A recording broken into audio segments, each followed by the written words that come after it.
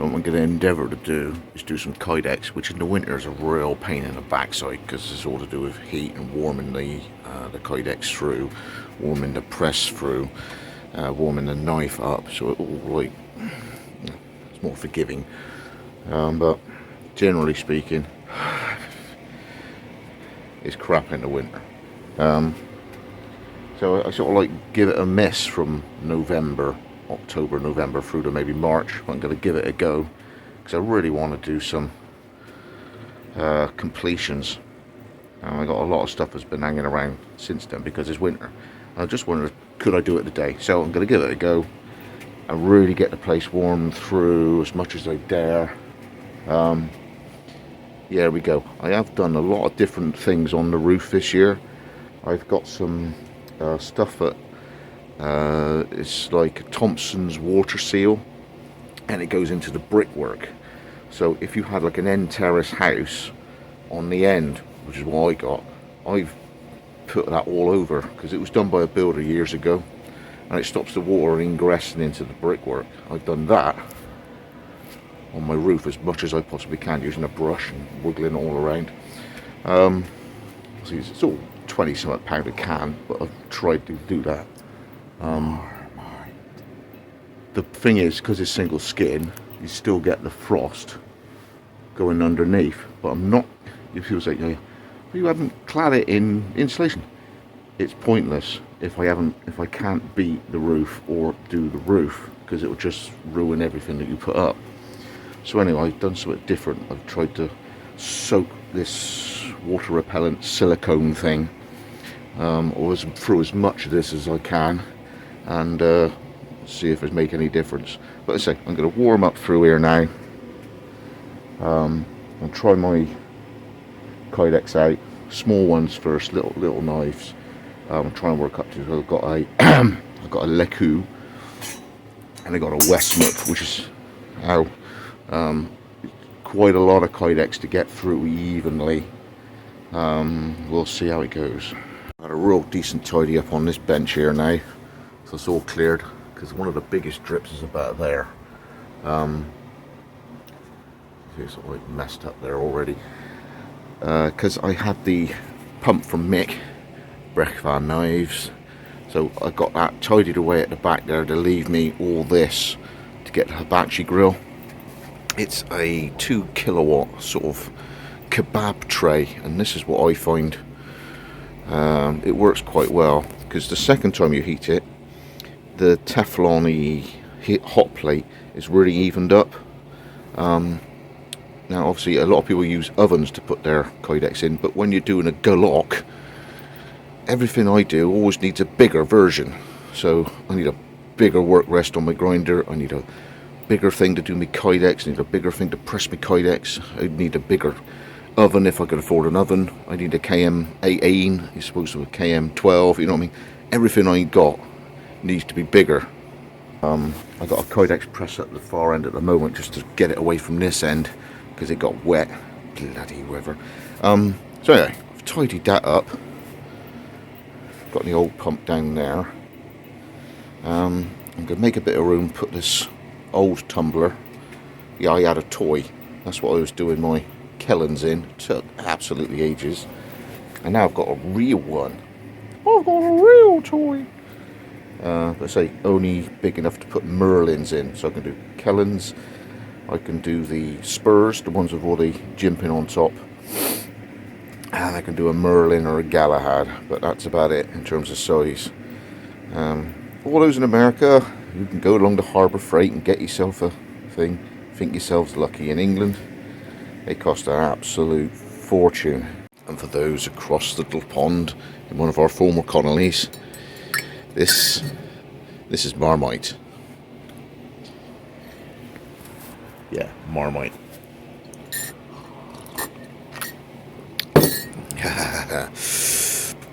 For those more manly among us, we can have Bovril as well. Remember that, guys? Bovril. Apparently there's a vegan version coming out. Oh dear. What's your probably?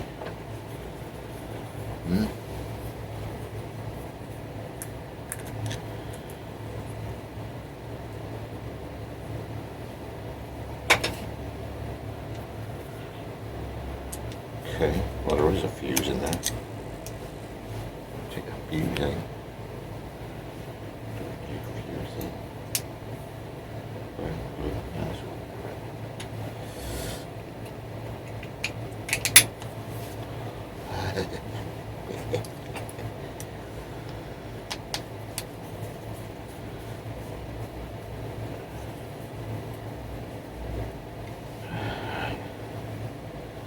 Plug you in, you little.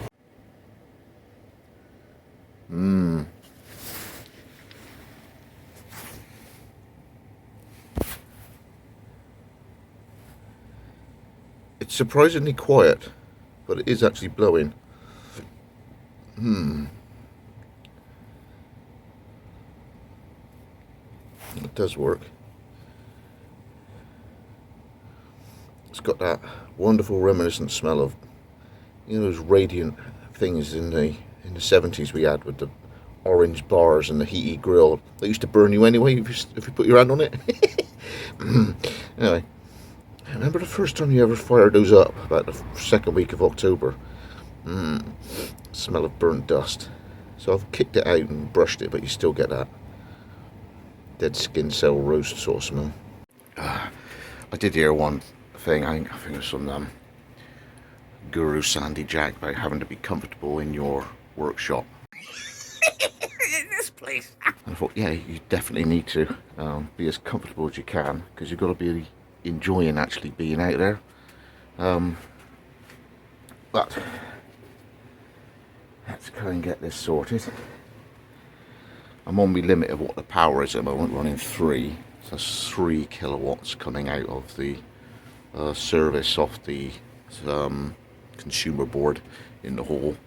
So I don't generally try and pull more than 3 to 4 kilowatts. So I've got all the lights on, plus 3 1Ks, so that's it. Now what I'll do is when the machines start running, like if I'm then running the grinder, that's over 1K, and I got the extractor, that's a kilowatt.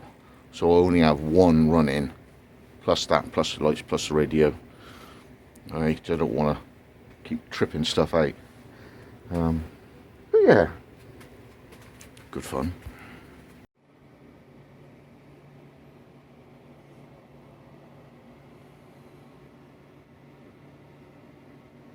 Okay, so now we're at, I suppose we're at 1 or 2 degrees in here now, so we get the drip season. So I'm gonna power on through and try and warm the place right up, because it's gonna drip whatever. I've wiped loads of stuff down. Yeah, but hey, the rainforest situation begins. Strange experience. I think I can feel the heat from that blower.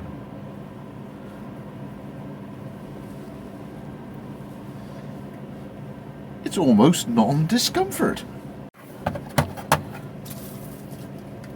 I just cleaning a piece of Kydex up.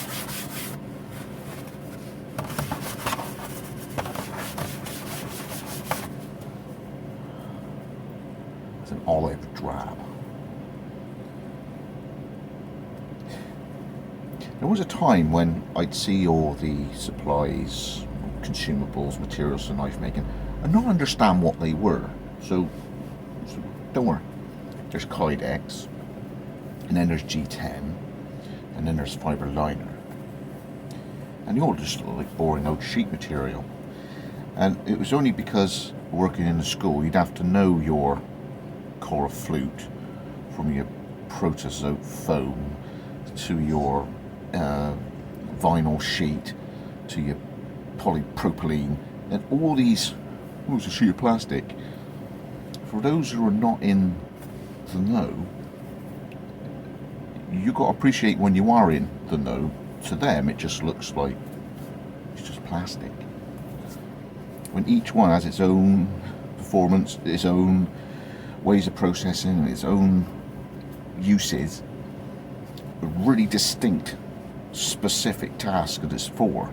And if you use the wrong thing, to them it's just like, well, I just used the plastic I used last time. Yeah, but you just used stuff for vac forming sheet, and you've just grabbed my polypropylene. Do you see what I mean? Yeah. Anyway, this is Kydex. This is a sort of Skunk Works alloy thing I think they used in SR71s or something, I don't know. But anyway, it's very good, and then he worked out, because it's forming very easily, it worked good for pistol holsters and dashboards and things. Good stuff. There's a few extra bits of kit that really help when it comes to marking out at later stages or first up marking. So getting things square, having some form of tri-square, engineer square.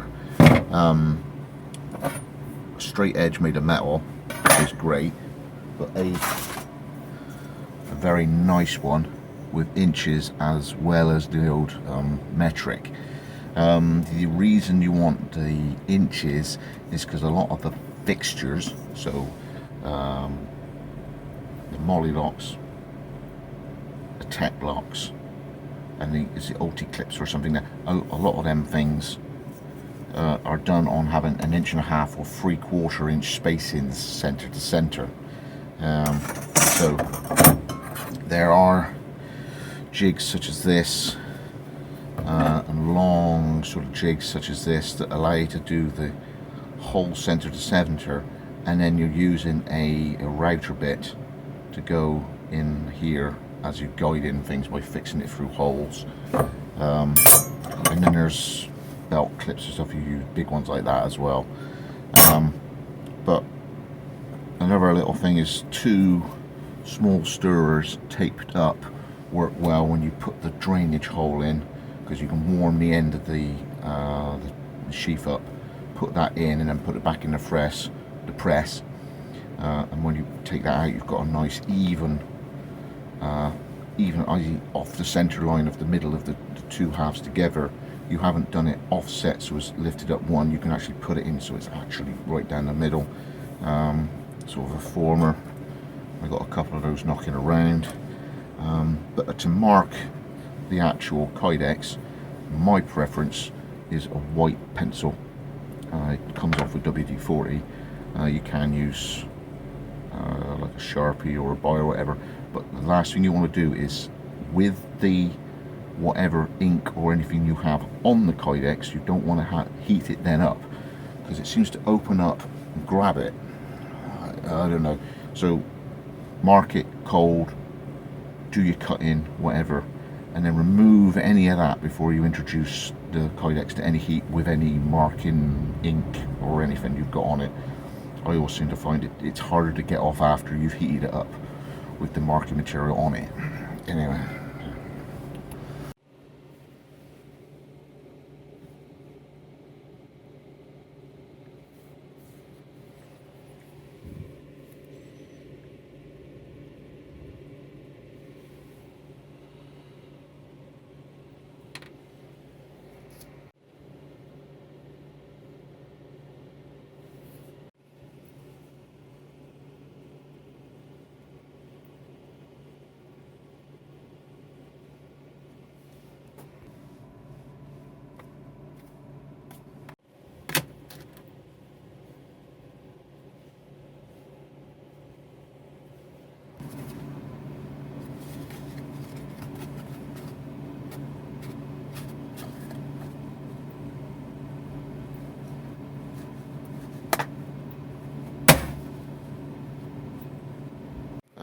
Now when it comes to being as efficient as you can with the Kydex, yes, that does make sense.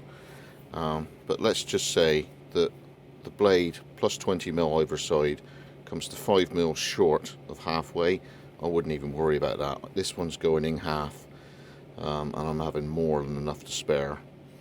But obviously what I can do is come that way and take the top end off there with 20mm or so from the tip. There's more than enough here for whatever retention and opening is going to be. So I'll save this bit, but that is getting straight in half. I'm not trying to try and save 5mm of Kydex. You're not going to use a 5mm strip of Kydex for anything. just use what you got, and make sure that you've got enough for when it needs the extra room for forming over, left, right, front and back, top and bottom. Now, when it comes to Kydex, there are many suppliers that give you 12-inch squares. To me, it's not much use for go-locks and larger blades. So this here, okay, this was part of an 8x4 sheet, okay, that somebody bought 3 of, and I paid them for 1 of them, and got it cut down into 2 4x4s to get it into the car, and I come home and cut it into 4x2 to fit it in the garage behind the door. So that's the sort of bulk price we want to pay for, rather than whatever for bigger blades. When you're doing small little neck knives, absolutely fine using 12x12, because you only need half of the sheet, and then the top half you could use for all sorts of other little bits and bobs. But when you're going to do a go lock or a wakizashi or something, there's no way you can do it in a 12-inch sheet. So you've got to buy it in bigger sheets. So I'd have to buy it in sizes about like this from knife kits, and then pay the stupid import sort of 48 quid tax. It's just the way it gets stung for little suppliers like this for the UK. I would encourage any supplier, if they can do sheets in 8x4, and people could buy the equivalent of whatever that one is, and just yourself carve it down into, I don't know, 800 by 400 ish sort of size, so it can post through the post. Because buying 12x12s is fine for most suppliers, I dare say, but for anybody that's doing a Leicu and up, not big enough. So anyway, I've got to use now my really expensive sheets from America.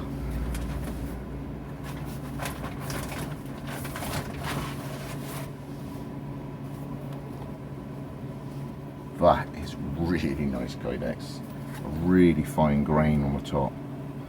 So I'll carve that up now. Here we go, we've got the Leicu with a sort of 25 Commando colouring. It's just literally, it's too cold in the garage to work in Kydex, but I just had to go for it today. So, you know, that's the sort of size you're looking at. You need, I mean, frustratingly, you might end up with 5 halves on that.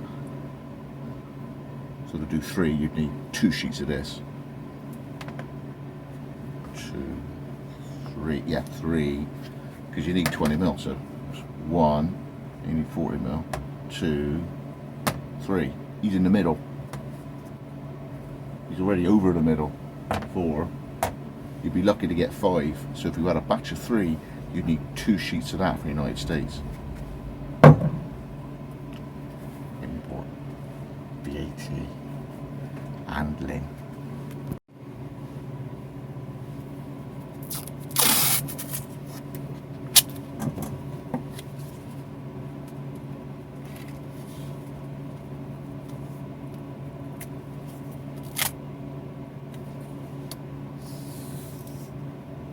Bend your hand over and so you don't slice your fingers.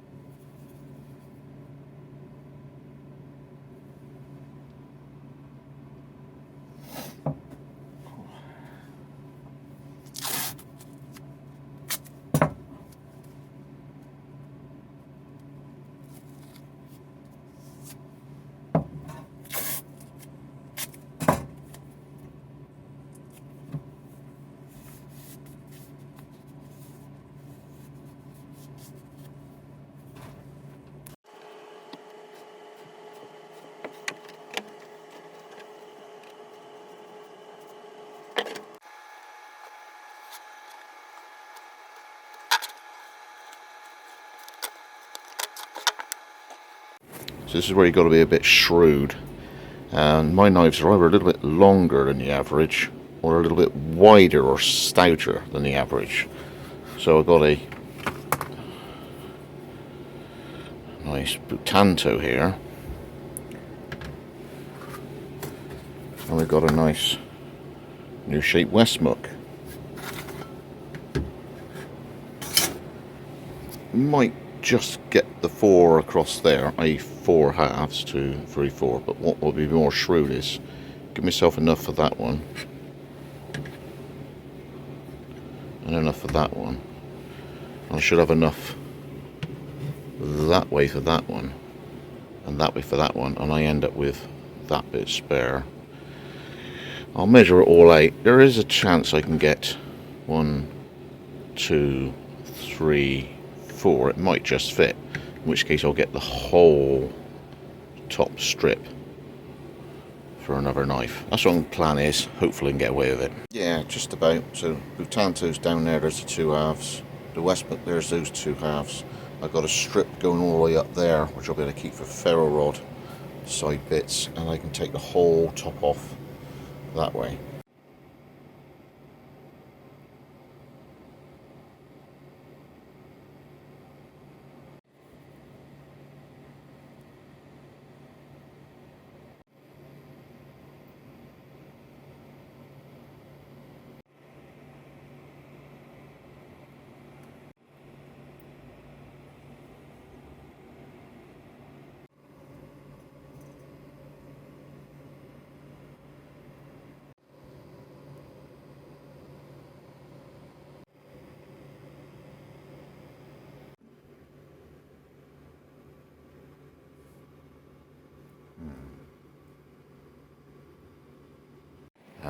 Reaching about the limit of what I can stay here now. Breathing in the cold air sort of gives me a headache, migraine or something, and I end up, it's just it's too much. What I want to do now is, so I can get into the warm, I'm going to work on this. It's a ferro rod. With my waiting list being over 2 years, I try and give a little bit extra if I can in many different ways. So maybe a bit extra tooling or a ferro rod. The other thing obviously is when the order was made, my leather work was as good as it was 2 years ago. So any leather work will obviously be a higher sort of tier finish anyway. So I try and bundle something up for all the waiting, and I'll try and give a little bit back for the patience of the customer. So I'm going to work on this ferro rod. I think it's for James.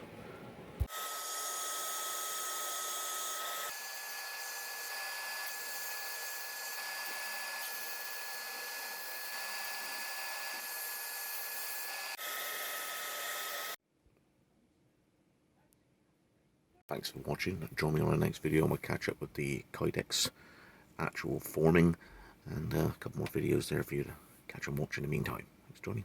Let's go with it, leads.